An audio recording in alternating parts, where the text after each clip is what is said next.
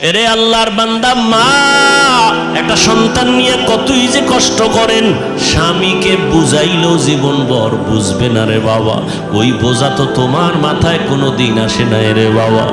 আম্মা জান ঘুমাইতে গেছেন, হঠাৎ বেদনা শুরু, ঘুম নাই, সারাটা রাত কান্নায় চলে গেল।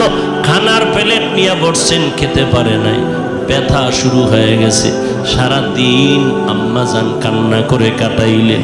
ও আল্লাহর বান্দা, আম্মাজানের কণ্ঠ বাহিরের কেউ শুনে না কখনো, কিন্তু প্রসব বেদনা যখন শুরু হয়ে গেল, আম্মাজানের চিৎকারের আওয়াজ, আশেপাশের মানুষ বাড়িওয়ালারা ঘুমাইতে পারে না।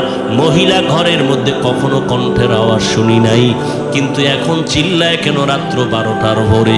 খবর নিয়ে দেখে বাচ্চার প্রসব বেদনা শুরু হয়ে গেছে। আম্মাজানের মনটা এতই যে দুর্বল, মনে হয় যেন মরিয়াই যাবে। এত চিৎকারের আওয়াজ। আমার দাদি, আমার নানি পাশে বসে আম্মাকে বুঝাইছে, থামাইতে পারে না। আম্মাজান এক পর্যায়ে নিরুপায় নিজের মনে করিয়া স্বামীকে ডাকছে, আমার বাবারে ডাকছে। আব্বাজানকে গোপনে ডাইকে আমার দাদি নানি রেখা চলে যাও, আমার স্বামীকে একটু কাছে আনো। আমার স্বামীকে